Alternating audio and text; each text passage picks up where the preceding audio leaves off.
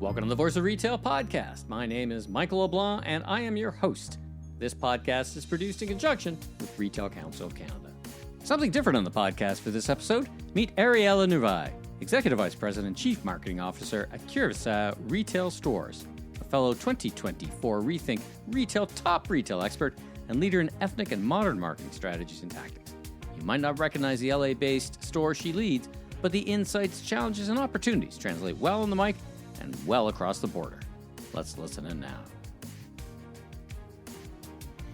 Ariela, welcome to the Voice of Retail podcast. You fellow top retail influencer from the Rethink Retail people. How are you? Thank you so much for having me. I'm super excited, Michael. I really appreciate the invitation to speak with you today. Well, thanks for joining me on the mic. Where am I finding you today?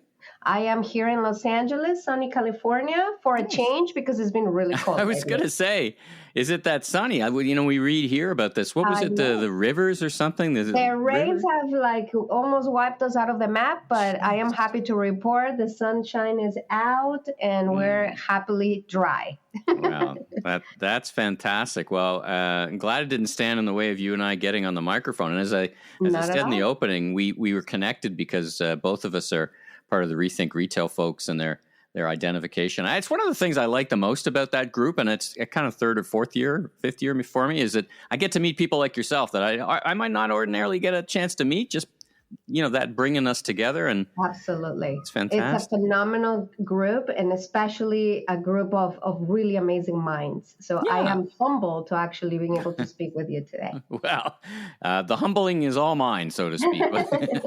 Why don't we start from the beginning? Who are you? Tell me about your background, your personal professional journey. I can see what you did from LinkedIn, but you tell me a little bit about yourself and what you do for a living. Absolutely. Well, I'll tell you everything in 3 sentences. So 1, I am a status quo challenger. I am the kind of marketer, and I am a marketer. That is how I define myself, as a marketer that is an expert in multicultural marketing, but I am just a marketing lover. I have my entire career devoted myself to create new ideas, disrupt existing ideas. As I said, challenge the status quo. I am passionate about never doing the same thing twice. I do find value into, if it's not broken, why fix it? Mm-hmm. But I think that if you follow that mentality throughout your life, then you're never going to experiment. Mm-hmm. And even if it's not broken today, doesn't mean it's not going to break tomorrow. So I think that we should constantly iterate, evolve, and optimize. Mm-hmm. So I am not one person that will ever take, this is how we do things here. Mm-hmm. I hate that. Mm-hmm. I'm like, well, if that's how you do things here, then you clearly haven't explored avenues of progress, because you should always challenge every year what you do, what you need to discard that no longer works, and what you need to keep that is still functioning. But then once you choose what you keep, you still need to look at it under the microscope and said, how can I make it better? And that is pretty much my philosophy in life and in general. So I just find opportunities where no one else is looking. And that's also part of my career story, because I am constantly working with either new brands that are starting out that need to find a place in the world, or I am working with brands that are established and need to be helped a little. They have been banged up a little bit. Yeah, thinking need a little bit of fixing and a little bit of love, because audiences are not too keen and too fond of them, and that's Curacao's story, actually. So this was a brand that 6 years ago I took in the middle of a big DOJ lawsuit that then 6 years later, it became the nominated and awarded the best shopping destination by the LA Times. So full turnaround circle marketer. So I'm very proud of that.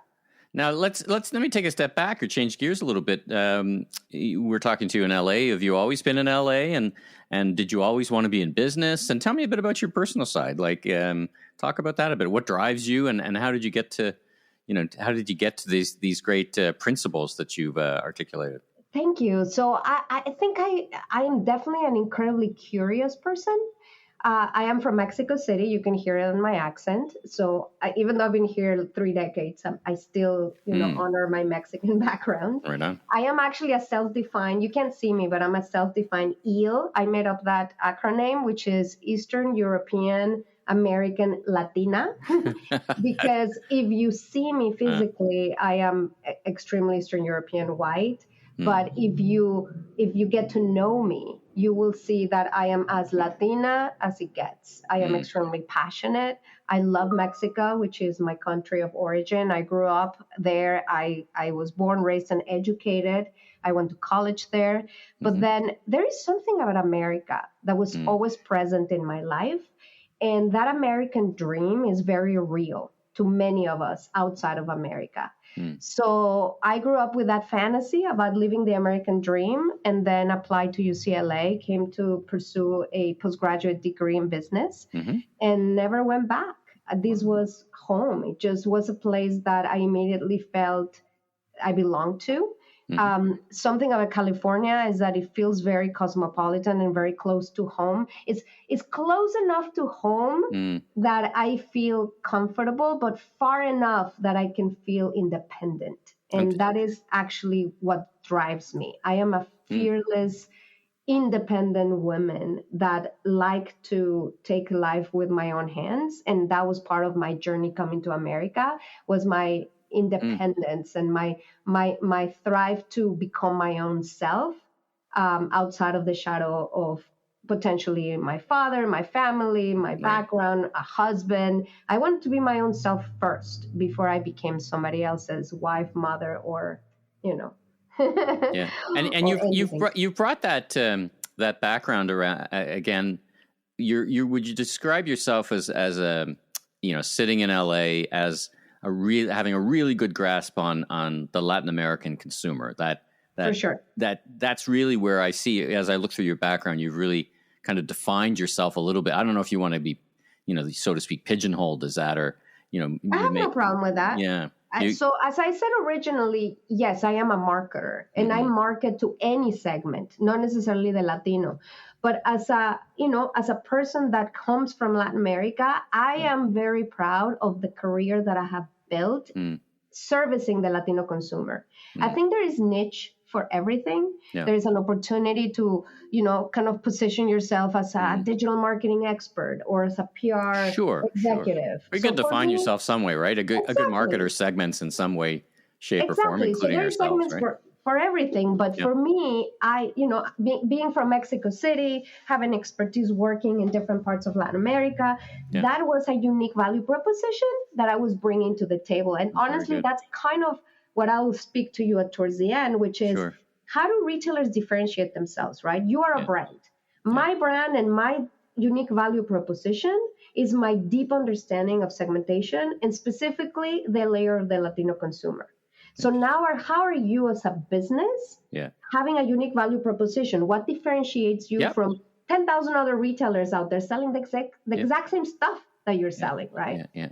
Let's talk about the business, Curacao. So tell me about, you already kind of hinted at a 6-year journey, and tell me about the business. What is it, and what's your value proposition, and who's your customer, and how do you compete in the space that you compete in? So this is an interesting business because on the outside, you think Curacao is a retailer, but on the inside, Curacao is a bank. 90% of our sales are done on our private label credit card.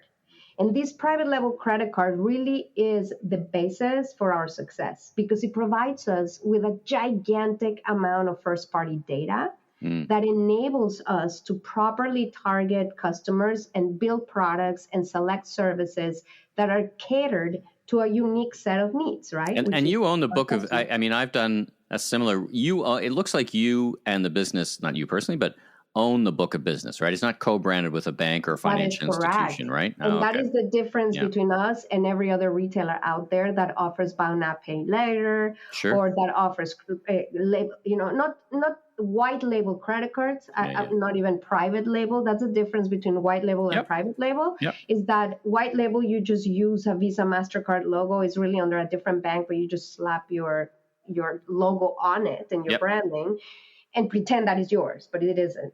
And this one is 100% ours. We do the financing. We determine the interest rates. We determine who we offer credit and who we don't offer credit to, depending on your FICO band, depending on your behavior score. That is also an algorithm that is proprietary that we have been developed over 40 years in the market. And you have, I've run a book of business like yours for a retailer, and it's interesting because you start to put different lenses on who you can extend credit to or give a little bit of breathing room to, because you know that they'll come back as a customer, and you've got to balance two relationships there, a financial relationship and a retail transactional relationship. Yeah.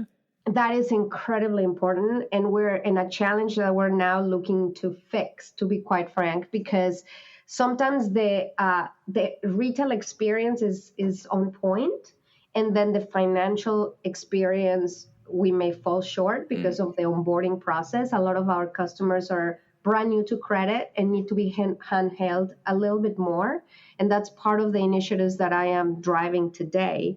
So as a shopping destination, we turn it around and we're thriving. But then on the finance side, we are seeing a lot of our customers starting their customer journey, buying, paying, and then not coming back. And that is not all of our customers, clearly, because obviously we're driving and growing every single year.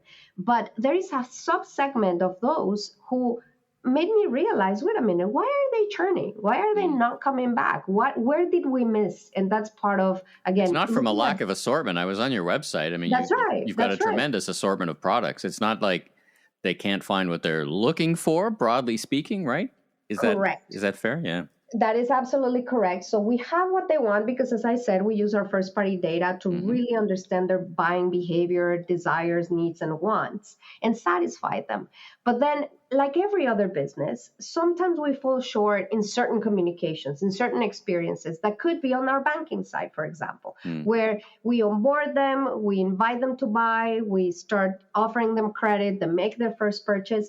But these are audiences that really need a lot of financial education. And I've run a lot of surveys lately where I have specifically asked our customers, hey, is financial education important to you? Because we're looking to revamp our entire program on financial education. It's a big investment of time, resources, and effort.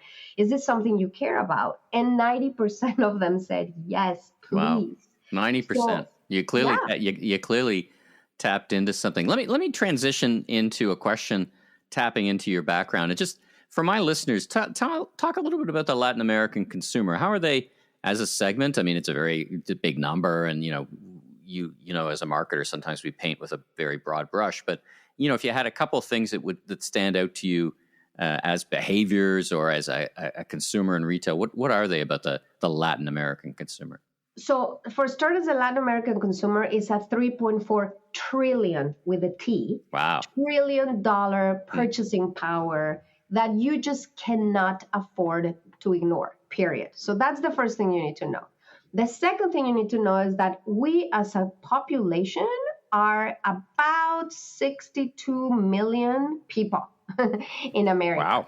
So if we are 62 to almost 63 million people in America, of which 38 million, we're talking about more than half, are Latinos who are Gen Z and millennial, then you're talking about a population that is incredibly profitable, young, and ready to make their first purchases. Because that's the other thing about the Latinos. Differently from other groups, especially the general market, non-Hispanic white, we are all about firsts. The first to go to college, the first to buy a house, the first to buy a car. So there is a lot of firsts, the first credit card, a lot of firsts that really shape who we are and the relationships that we establish with the retailers that provide us with access to that first, that then become an important part of who we are. Is there loyalty there? Would you describe loyalty that's exactly right. better than, equal to, like an average absolutely consumer? Better than. Absolutely. So the Latino consumer is known for being extremely loyal if you treat them right.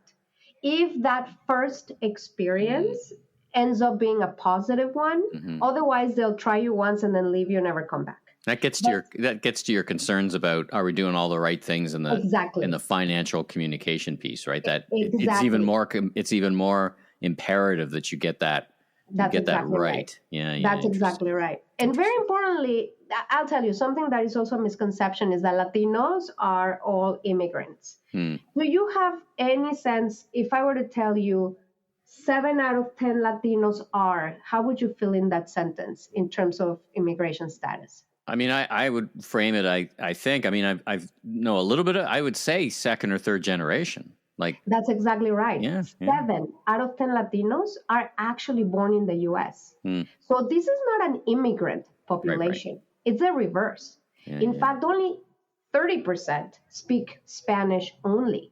The majority of Latinos... that surprises me. That surprises me a little. Right. The majority of Latinos speak English and Spanish. So there is a big percentage of them that are now college educated, which in the past was not the case. But right now, college education has increased in penetration in the community. Again, English is their first language, but Spanish is the second. And there is this notion that I grew up learning, which is English is the language of the mind, but Spanish is the language of the heart. So if you got them both going in your job, because you've got the financial institution kind of, very practical mind stuff, and then you've got the heart and soul of being a retailer. Let's talk about your career a little bit in the context of things as you've been doing what you do for a living. What's the biggest change in how you do your job over the past, decade or couple of decades? When you think about and reflect back to the younger version of yourself as a trade craft, as a marketer, what's different? Well, what's definitely different is data, access to artificial intelligence to help you predict behavior. Back in my early days as a marketer, we knew that half of our advertising was wasted. We just didn't know which half. Yeah, right. That's a typical saying. Yeah, right. So I grew up in a space where the Latino consumer was Spanish dominant. There was a lot of money thrown at agencies to create a lot of campaigns because they were coming and they were buying, and then we were thriving. But as I grew up in my own craft and trade, then the Latino change. It became more acculturated, more English dominant, consumed language and media differently. That's when you start seeing ratings of Spanish language networks going down and engagement in digital platforms going up. So I started to rethink my budgets, my budget allocations, my focus to be more balanced, right? Because new marketing channels come to play, and some traditional ones like direct mail, I have to say, still subsist. And I love direct mail. It's funny because there's less of it, so now you have a better chance of actually standing out on the kitchen table. That's correct. And also Latinos tend to be less marketed when it comes to language or even in a bilingual manner on the mail. So when they get something that has one word or two in English, there has been some actually studies done in the Latino brain that look at the waves of the Latino brain and their emotional reactions to certain images or messages. And if you throw in literally one or two words in Spanish, the recollection doubles. Which is crazy, right? So it could be all in English. Throw one word in Spanish. Brain science. You're doing. I mean, it's a nice segue to my next question. You're talking about earlier on. You're talking about doing surveys. Now you're talking about brain science.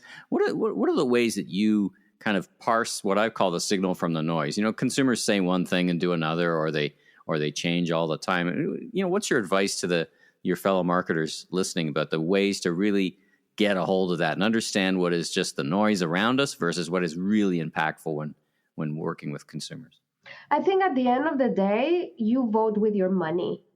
So whatever you're paying for is what you are communicating to the business that you're willing to engage with.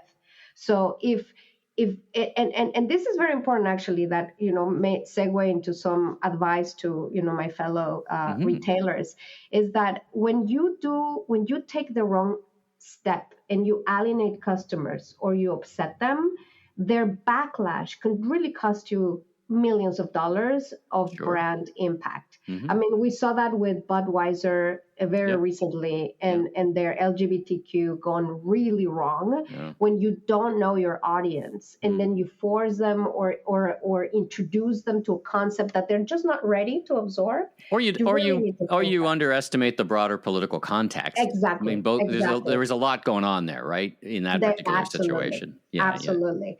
So then, I guess my thought would be that, look at the data, look at where they're investing, look at how they're behaving versus is not what they say, but what they do is what's more important. Right. So surveys help us directionally, but we still utilize behavioral data, what they're doing actually with their money and their actions to make business decisions.